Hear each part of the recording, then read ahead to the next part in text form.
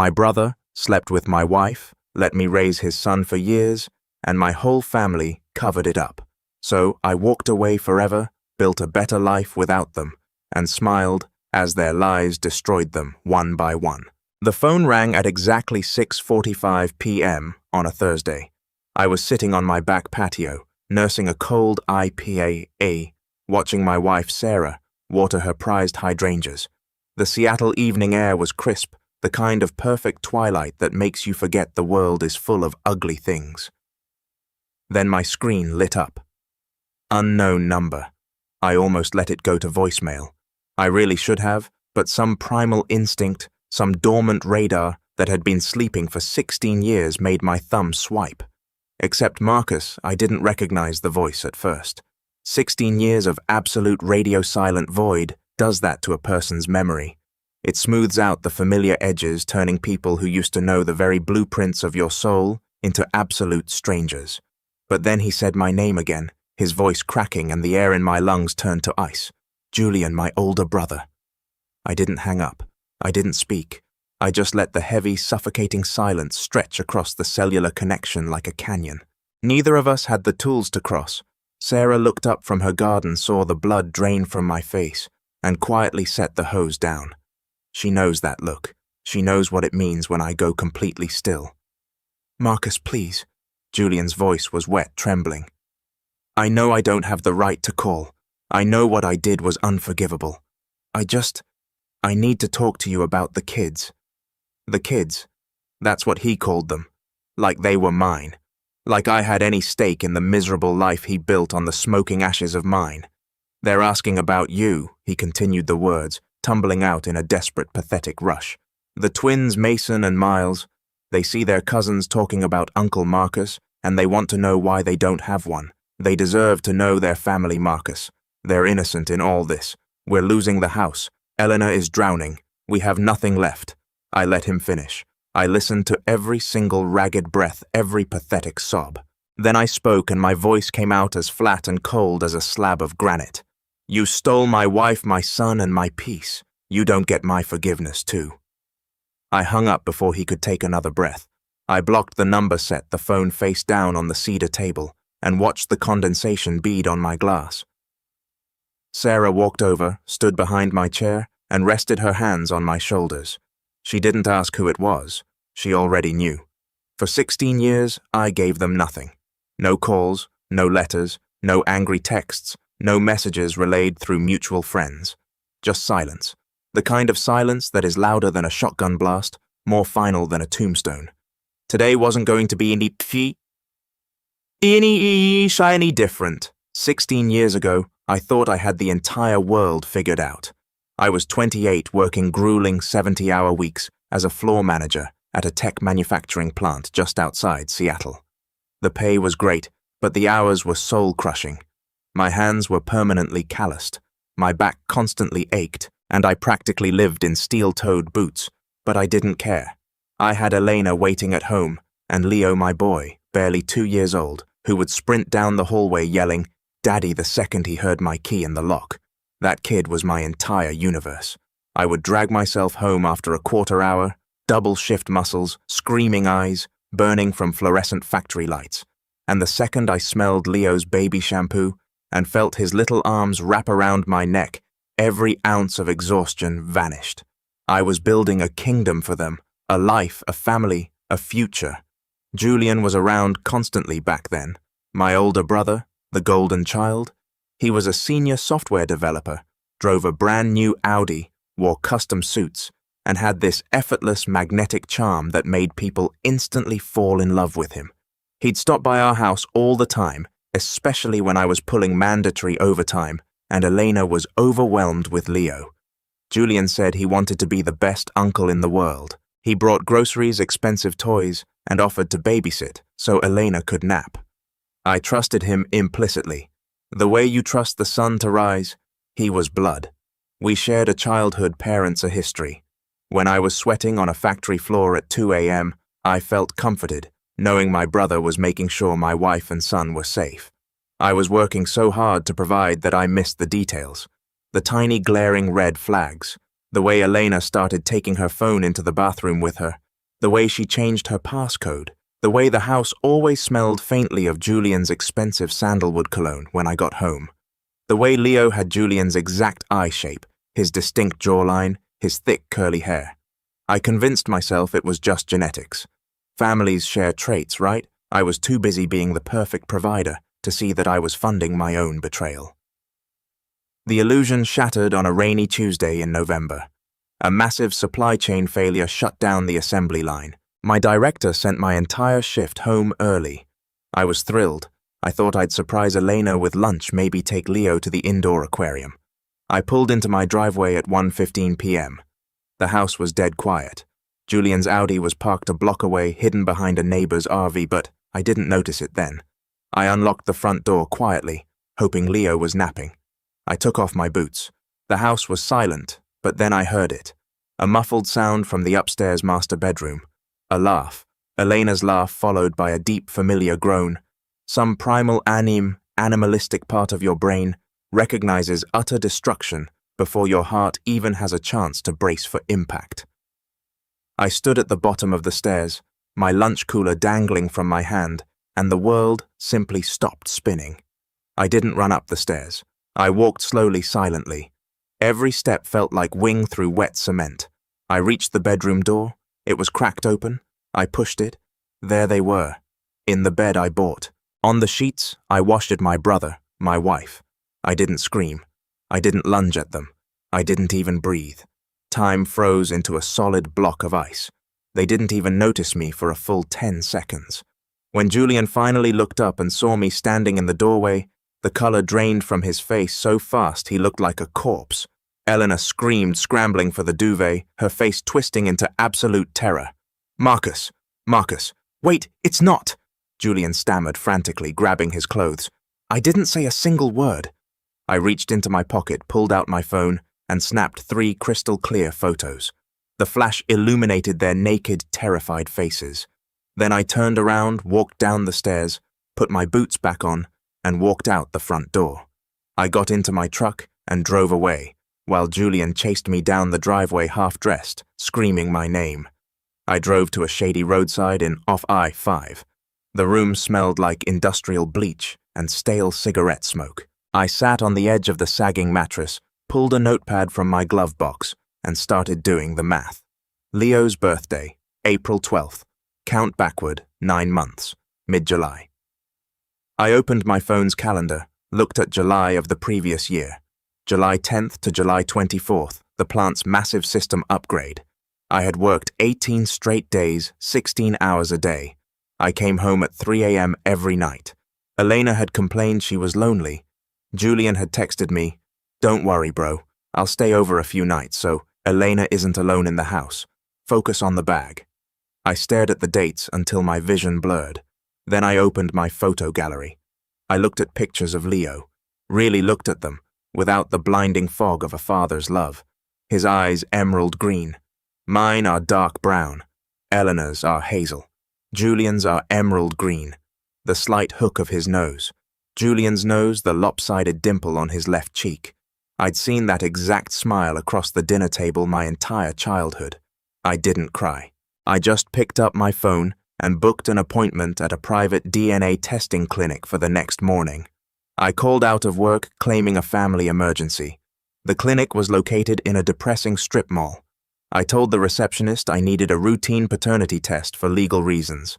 I paid $450 in cash so it wouldn't alert Eleanor on our joint accounts. I went home and grabbed Leo while Eleanor was in the shower. I told her I was taking him to get a donut. Leo was an angel at the clinic. He giggled when the nurse swabbed the inside of his cheek. He looked up at me with those green eyes, smiled his lopsided smile, and babbled, "Da-da-da." It felt like someone was slowly twisting a jagged knife into my ribs. I held him tight on the drive home, memorizing the weight of him because my soul already knew he wasn't mine. The results took exactly 10 days. Those 10 days were a psychological torture I wouldn't wish on my worst enemy. I went to work. I came home. I paid the mortgage. I bathed Leo. I read him bedtime stories. And I looked at Elena, who was acting like absolutely nothing had happened. She had texted me the day after I caught them spinning a frantic lie about it being a one-time mistake, begging me to come home. I had replied, "I'm processing. Act normal for Leo. We will talk later." So she played the beautiful, loving wife, making me dinners, kissing my cheek, oblivious to the fact that I was actively planning her absolute ruin. Julian called me 84 times. I ignored every single one. On day 10, the clinic emailed the PDF. I was sitting in my truck in the plant's parking lot. I opened the file. Probability of paternity 0%, not unlikely, not a low chance 0. I stared at the screen for an hour. I watched my co-workers walk into the factory, laughing, drinking coffee, living normal lives, while mine was incinerated by a PDF document. I didn't punch the steering wheel. I didn't break down. A cold, terrifying calm washed over me. The Marcus, who loved his wife and brother, died in that parking lot. The man who drove out of it was a ghost with a vendetta. I hired the most ruthless, bloodthirsty divorce attorney in Seattle, a woman named Evelyn, who looked at my evidence and smiled like a shark-smelling chum. I gave her the photos, the timeline, the DNA test, and the phone records I pulled showing Julian and Eleanor texting thousands of times at 2 a.m. "We are going to obliterate them," Evelyn said. 3 days later, while Elena was at a yoga class and Leo was at daycare, I rented a U-Haul. I took my clothes, my tools, my grandfather's antique watch, and the TV I bought. I left everything else. I placed the divorce papers, the DNA test results, and a printout of the photo of them in bed together on the kitchen island. I left my wedding ring right on top of the pile. I moved into a tiny, crappy apartment across town, changed my phone number, and instructed plant security to ban Elena and Julian from the premises. The fallout was nuclear, but the true betrayal hadn't even happened yet. 4 days after I moved out, my mother managed to track down my new number through my sister Clara. When I answered, I expected horror. I expected my mother to be weeping, apologizing, furious at Julian. Instead, her voice was tight with arrogant disapproval. "Marcus, we need to talk about this childish tantrum you're throwing. My mother said family is family. Mistakes happen. You cannot abandon your wife and that innocent little boy. Leo needs his father." I froze. Which father, Mom? The one who pays the bills or the one who actually got her pregnant in my bed? Silence hung on the line. A long, damning silence. You knew I whispered, the realization hitting me like a freight train. You all knew. "Marcus, please." My mother sighed, the heavy, annoyed sigh of a parent dealing with a stubborn toddler. I suspected it last Christmas, the way Julian looked at her. And Leo, he looks exactly like Julian did as a baby. But what was I supposed to do? Destroy your marriage over a suspicion? Julian is sensitive. He's been so stressed with work. Eleanor made him feel special. You were always at the factory. You neglected her, Marcus. You have to take some responsibility here. I felt the blood roaring in my ears. You watched me raise a child that wasn't mine. You watched my brother sleep with my wife, and you blame me because I was working to keep a roof over their heads. You're being dramatic, she snapped. Julian is devastated. He's crying every day. Eleanor is a mess. You need to come to the diner tomorrow at noon. Your father, your sister Julian, and I will be there. We are going to fix this as a family. You will forgive him, and you will raise Leo. He is still your nephew. Watch me, I said, and hung up. I went to the diner the next day, not to fix it, to burn the bridge down to the bedrock. I arrived exactly at noon. They were sitting in a back booth, Mom, Dad, Clara, and Julian. Julian looked pathetic, unshaven, dark circles under his eyes trembling. I didn't sit down. I just stood at the edge of the table, looking at the people who shared my blood. Marcus, sit, Dad commanded gruffly. You're embarrassing us. Julian made a mistake, but he's your brother. You're going to drop this divorce nonsense. You're going to step up and be a man for that boy. I did a DNA test, I said, my voice echoing slightly in the quiet diner. 0%. I filed for divorce. I'm suing for paternity fraud. Julian broke down sobbing right there in the booth. Marcus, please. I love her. I love Leo. I didn't mean to hurt you. Just don't cut me out.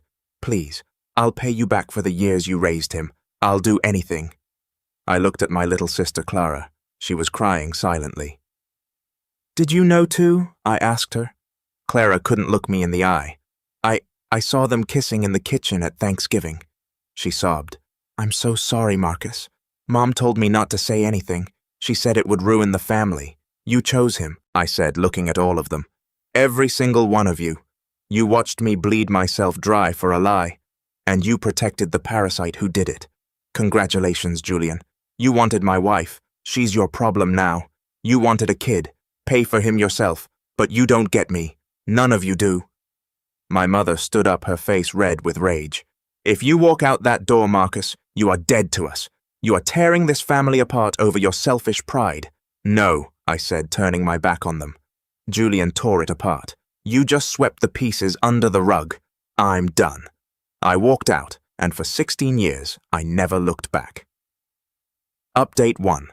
The divorce was a bloodbath, and Evelyn, my lawyer, was the Grim Reaper.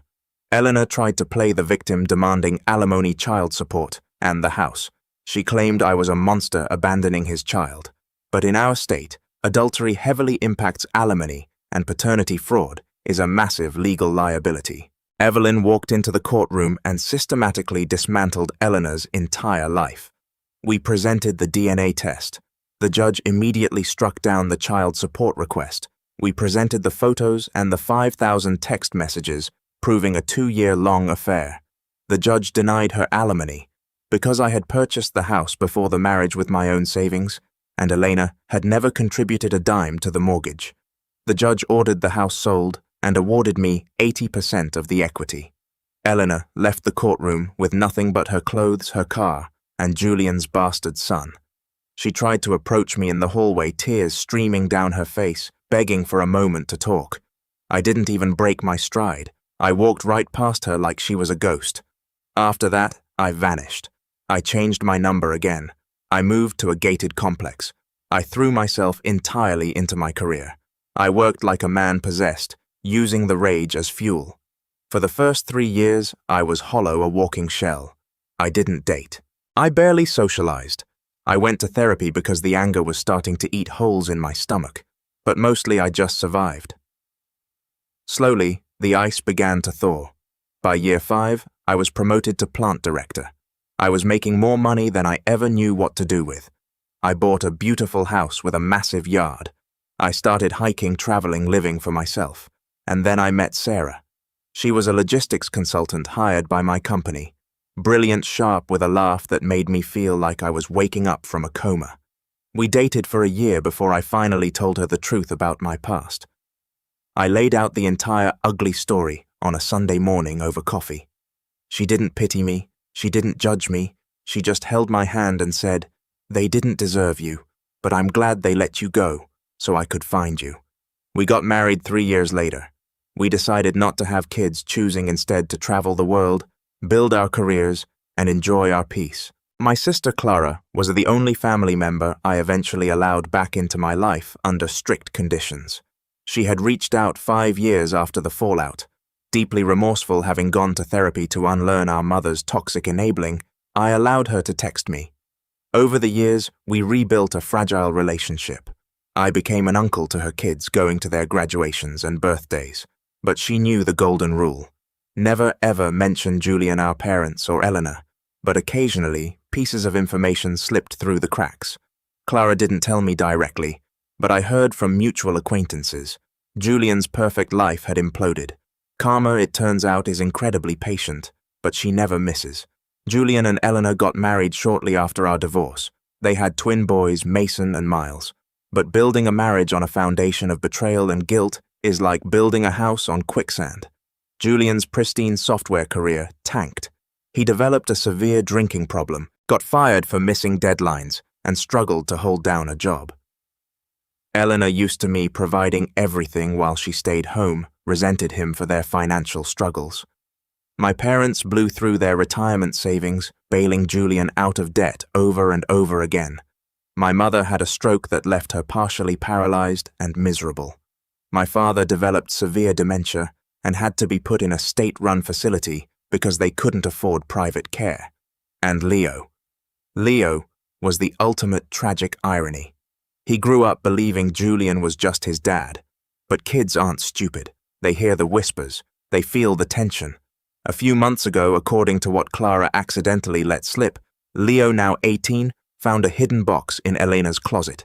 It contained the original divorce decrees, the DNA test, and the brutal truth of his existence. Leo realized his entire life, his entire identity was a lie, built on the destruction of an innocent man. He confronted them, packed his bags, and walked out. He legally changed his last name, emancipated himself, and completely cut Julian and Elena off. He did to them exactly what I had done 16 years ago. The poetic justice of it was staggering. The stress of Leo leaving combined with crushing debt finally broke Julian. His house was put into pre-foreclosure. He was drowning, and in his desperation, he decided to reach out to the only person who had ever successfully fixed his problems, me. Which brings us back to the phone call. Update 2. After I hung up on Julian that Thursday evening, I thought that was the end of it. I blocked his number, kissed Sarah, and went back to my IPA. I underestimated the sheer delusional audacity of a desperate man. 2 days later, Saturday morning, Sarah was at a yoga retreat, and I was in my driveway waxing my restored classic Mustang. I had the garage radio playing, enjoying the quiet weekend. A beat-up rusting Toyota sedan turned onto my street. It crawled down the block, coughing exhaust, and pulled directly into my driveway, blocking me in. The engine sputtered and died. The driver's door opened. Julian stepped out. I barely recognized him. The golden child, the handsome, charismatic brother who used to turn heads, was gone. He looked 10 years older than me despite only being 2 years my senior. His hair was thin and graying, his shoulders slumped, his face deeply lined with exhaustion and cheap liquor. He wore a stained polo shirt and jeans that were fraying at the hems. I didn't move. I just stood up, holding the waxing rag, my face completely impassive. The back doors of the Toyota opened. 2 little boys stepped out. They looked to be about 8-year-old twins. They wore faded t-shirts and looked incredibly nervous, clinging to each other as they stared at me. Mason and Miles. Julian walked toward me, his hands shaking. "Marcus, please don't go inside. Please." I looked at him, then looked at the boys. "You brought children to a driveway ambush to use as human shields. You really are a coward, Julian. I didn't know what else to do." Julian's voice cracked instantly, tears pooling in his bloodshot eyes.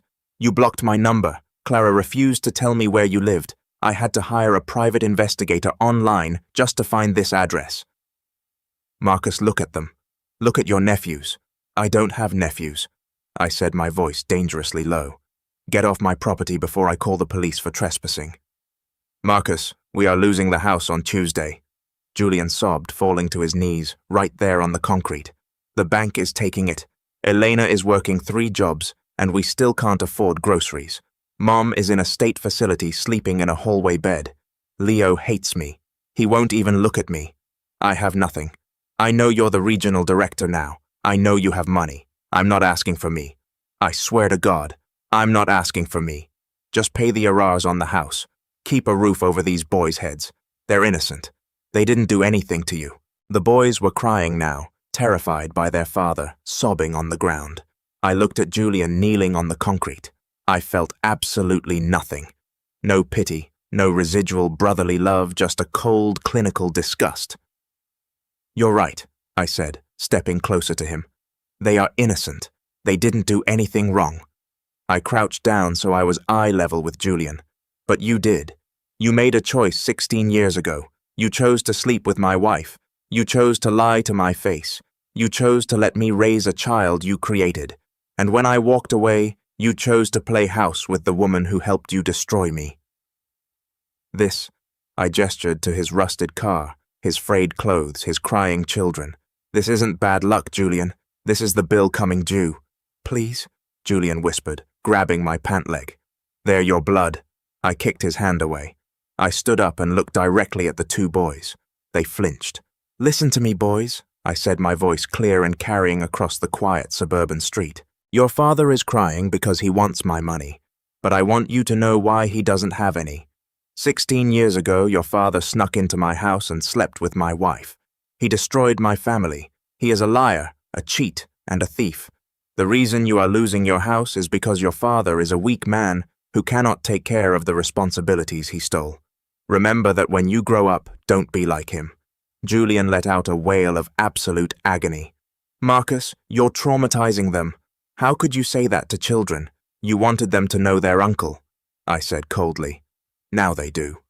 I pulled my phone out of my pocket and dialed 911. "Yes, I have a trespasser at my residence who is refusing to leave and acting erratically. I need a squad car." Julian scrambled to his feet, his face pale with terror. "You're calling the cops on your own brother." "I don't have a brother," I said. "You have exactly 3 minutes before they arrive. I suggest you get in your piece of car and drive." Julian looked at me. He looked for a shred of the boy who used to look up to him, the man who used to trust him. He found a brick wall. He grabbed the twins, shoved them into the back seat, and peeled out of the driveway, his tires screeching in desperation. I cancelled the police call, went back to my Mustang and finished waxing the hood. The twist of the knife came 2 days later. I received an email at my work address. The sender name was Leo Vance. He had taken his maternal grandmother's maiden name. I stared at the screen for a long time before opening it. The email read, "Marcus, I know you owe me nothing. I know my existence is a painful memory for you. But I wanted you to know that I found the box. I read the court transcripts. I saw the timeline. For 18 years they told me you were a deadbeat, who abandoned me because you didn't want to be a father. Finding out the truth, finding out that Julian was the monster, and my mother was the accomplice. It broke me. I left them. I cut them off completely. But before I did, I found out Julian was trying to secretly forge your signature to list you as a guarantor on a predatory loan to save his house. I anonymously mailed the forged documents to the loan agency's fraud department. They cancelled the loan. The house is being foreclosed on tomorrow. I don't expect a reply. I don't expect a relationship. I just wanted to say thank you. Thank you for showing me that walking away from toxic people is possible. You survived them. Now, I will too, Leo." I sat in my plush office overlooking the Seattle skyline. I read the email 3 times, a forged guarantor signature. Julian was actually trying to drag me down with him legally behind my back, while simultaneously begging me for mercy to my face. He hadn't changed at all. But Leo had inherited his father's face, but somewhere along the line he had learned my resilience. I forwarded the email to Evelyn, my lawyer, just to ensure my credit was locked down and a permanent restraining order was drafted against Julian for attempted financial fraud. Then I replied to Leo, just 2 sentences. "You are not the sins of your parents. Live a good life, kid." Yesterday, Clara texted me to let me know the bank officially seized Julian's house. Julian and Eleanor have moved into a cramped 2-bedroom apartment in a bad neighborhood. Eleanor is threatening divorce. Julian is facing potential fraud charges from the loan agency. They are utterly, completely ruined. People always say that living well is the best revenge. They're wrong.